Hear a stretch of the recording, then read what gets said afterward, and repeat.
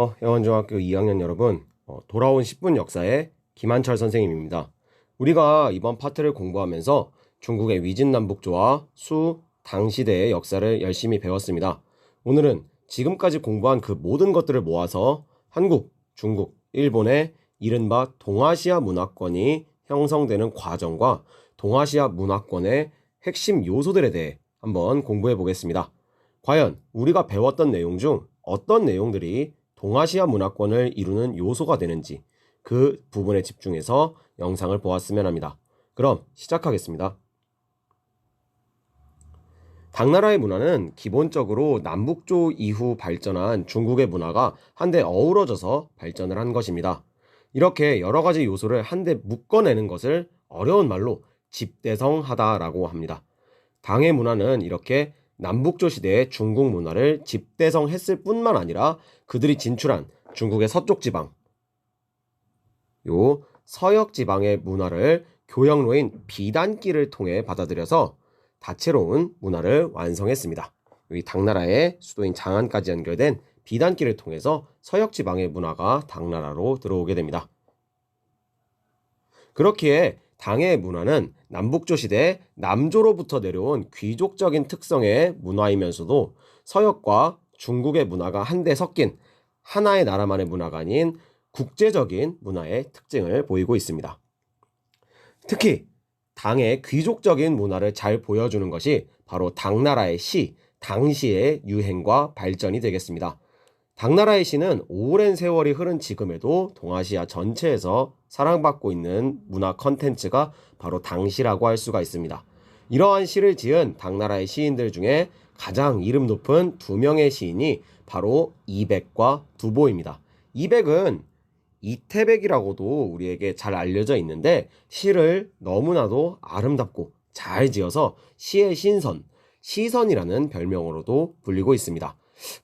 지금의 랩네임과 비슷하다고 할 수 있습니다. 랩몬스터, 시몬스터, 이런 느낌으로 말입니다. 선생님이 이 200의 시를 우리가 한번 보기 위해 가져와 봤습니다. 청산에 사는 이유 사람들이 물으면 말없이 웃기만 해도 마음이 한가롭네. 물 위에 진 복사꽃 아득히 흘러가니 이런 곳이 천지에 어디 있나 인간 세상이 아니로세. 이러한 200의 시가 보여주는 특징은 굉장히 낭만적이라는 것입니다.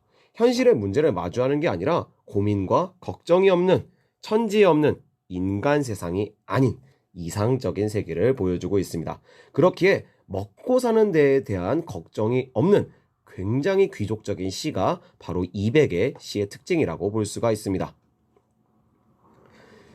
200과 어깨를 나란히 하는 당나라 시의 라이벌이 바로 두보가 되겠습니다. 두보는 시의 성인, 시성으로 불리고 있습니다. 두보의 시는 어떨지 우리가 한번 볼 수 있도록 하겠습니다.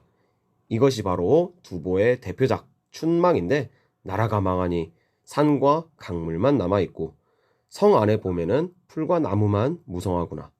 시절을 한탄하니 꽃이 눈물을 흘리게 하고 이별을 슬퍼하니 새소리도 마음을 놀라게 하네. 전쟁이 석 달을 이었으니 집에서 온 편지는 만금보다 값지도다. 하얗게 센 머리를 긁으니 또 짧아져 다 모아도 비녀를 이기지 못할 듯하다. 혹시 여러분 지금 시를 보면서 아까 200의 시와 뭔가 다른 점을 느끼지 않았나요? 두보의 시의 특징은 굉장히 현실적이라는 것입니다. 나라가 망하고 전쟁이 석 달을 잇고 그렇게 전쟁을 하고 있으니까 집에서 온 편지는 만금보다 값지고 그리고 나는 늙었고 이렇게 두보는 현실과 밀접한 소재를 통해서 시를 지었고 현실에서의 인간들의 고민, 힘겨움 등을 잘 시에다가 담아냈습니다. 그렇기에 두보의 시는 서민적인, 귀족적인 것이 아닌 서민적인 느낌을 주고 있습니다. 당나라 시대에는 이렇게 시가 발전했을 뿐만 아니라 종교적인 측면에서도 굉장히 큰 발전을 이루어냅니다. 첫째로 불교에서 큰 발전이 이루어지는데 한나라 시대에는 불교가 중국에 전파되었지만 부처의 말씀을 담은 성경, 즉 절의 성경, 불경이 제대로 번역되어 있지 않았습니다. 또는 번역을 했으나 전편이 아닌 부분 번역을 하고 인도어에서 다른 나라 말로 번역된 것을 다시 번역한 것도 있었기 때문에 번역의 질이 크게 떨어지고 중구난방이었습니다. 그런데 이때 한 스님이 당나라에서 등장을 하게 되니 그것이 바로 삼장법사 현장이 되겠습니다. 현장은 불경을 제대로 번역하기 위해 627년 직접 인도로의 유학길에 올라 17년 동안 인도에서 불교를 공부하고 불경을 수집했습니다. 이후 645년 당나라 장안으로 귀국한 현장에 의해서 한자로 불경이 번역되면서 수준 높은 번역의 불경이 등장을 하고 당나라 불교의 수준이 한층 높아지게 되었습니다. 이러한 현장 자신의 여행을 담은 이야기책이 바로 대당서역기라는 책이며 이 현장이 새롭게 번역한 이 불교 경전들을 우리는 신역경전이라 부르고 있습니다. 당나라에서의 종교의 발전 두 번째는 바로 도교의 발전입니다. 도교는 위진 남북조 시기에 등장한 중국의 대표적인 종교로서 제자 백가 중 도가, 즉 노자와 장자의 사상을 기반으로 신선 사상이 결합해서 만들어진 종교였습니다. 당나라에서는 이 도교를 굉장히 중시해서 국가에서 지원을 직접 해주었는데 그 이유는 재미있게도 도교의 성인인 노자의 본명이 이이인데 당나라 황실에서 황제의 가문에서는 당나라를 세운 이연의 시조가 이이다. 같은 이시니까 이렇게 홍보를 하면서 도교를 국가에서 밀어주게 되었습니다. 아마 학자들이 봤을 때 사실은 아닐 거라 보고 있고요. 당나라 황실의 권위를 높이기 위해서 꾸며낸 말이라고 생각되고 있습니다. 다만 이 당나라 시기에 신선으로 대표되는 중국의 도교는 당나라의 지원으로 큰 성장과 발전을 이루어내게 되면서 중국의 대표적인 종교로 자리 잡게 됩니다. 마지막으로 공자와 맹자의 말씀, 유학도 큰 발전을 당나라 시기에 이루어내었습니다. 한나라 시대에 유행했던 유학의 한 일파인 훈고학의 연구 성과가 당나라에 와서 총정리, 집대성되게 되었는데 그것은 당태종식이 공영달이라는 학자가 오경정이라는 책을 편찬하면서 이루어지게 됩니다. 유학에서 중요시하는 경전, 즉 책은 논어, 대학, 중용, 맹자의 사서와 시경, 서경, 역경, 예기, 춘추의 오경, 즉 사서 오경이 있습니다. 그 중에서 훈고학에서 좀 더 중시했던 책들은 오경이었는데 공영달은 이 오경에 대한 표준 해석서, 지금의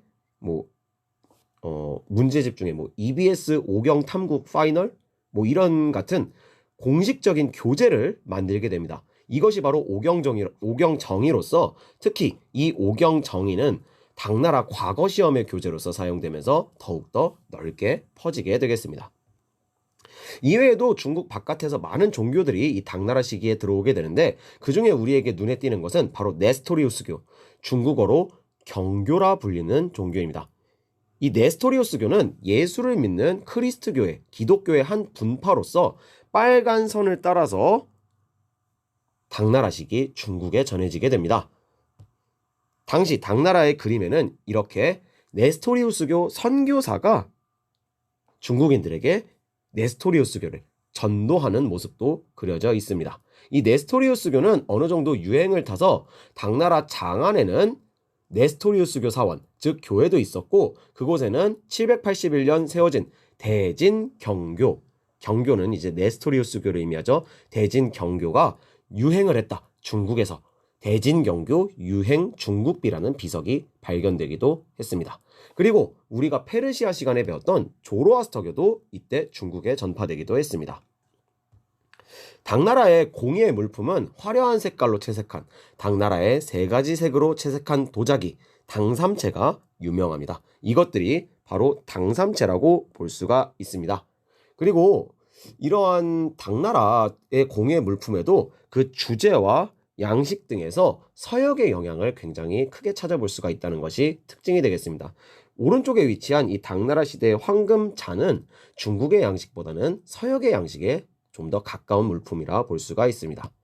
또한 지금의 폴로, 즉 말 타고 하는 하키와 비슷한 격구도 서역에서 당나라에 이때 전해져서 인기 있는 스포츠로서 자리매김을 하였으며 서역의 춤도 당나라에서 유행을 했는데 이를 호선무라고 합니다.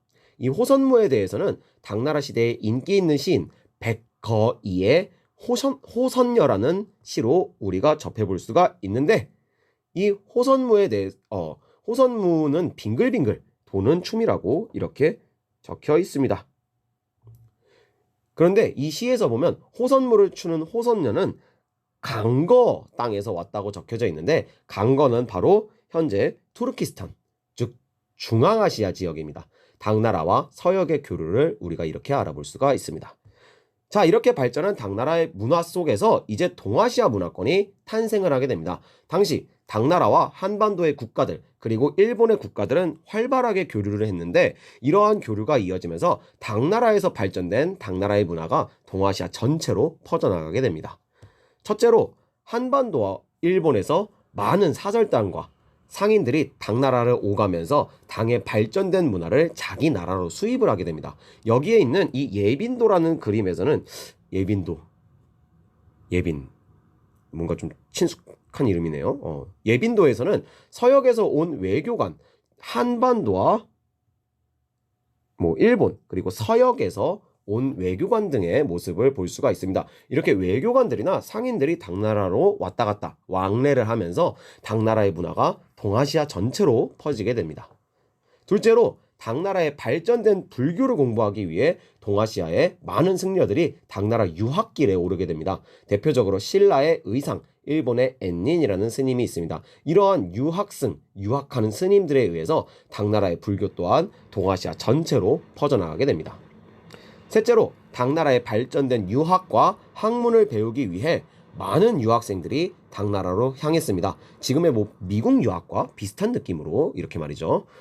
특히 당나라에서는 이런 유학생들만 응시할 수 있는 과거 시험 전형을 만들었는데 이 전형의 이름이 바로 빈공과입니다. 이리하여 동아시아의 수많은 지식인들이 당나라의 빈공과에 합격해서 출세하기 위해 당나라 유학길에 오르면서 당의 유학과 학문이 동아시아 전체로 퍼지게 됩니다.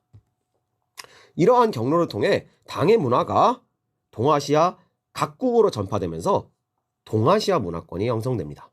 이러한 동아시아 문화권을 이루는 네 가지 요소는 한자, 율령, 유교, 불교가 되겠습니다. 첫째, 당, 즉 중국의 한자가 동아시아 각국으로 퍼져나가면서 일본의 고유 문자인 가나 문자와 베트남 쯔놈 문자의 원형으로서 도움을 주게 됩니다.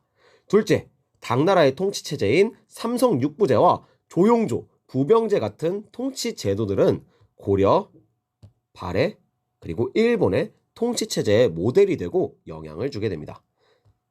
셋째, 당의 유교, 즉 유학은 동아시아 각 나라의 정치 이념, 사상이 되었으며 동시에 사회적인 도덕, 규범으로서 자리매김을 하게 됩니다. 그래서 저 멀리 베트남에도 공자를 모시는 사당인 문묘가 건설될 정도로 동아시아 전역에 유학은 깊은 영향을 주게 됩니다. 넷째, 중국에 전파된 대승불교는 당나라 시대에 동아시아 전역으로 널리 전파되면서 동아시아 불교의 뿌리를 이루게 됩니다. 자, 이렇게 해서 동아시아 문화권의 형성에 대해서 우리가 학습을 해보았습니다. 이 파트의 중요 포인트들입니다. 여러분들이 한번 확인해 보시면서 오늘 영상은 여기서 끝! 안녕!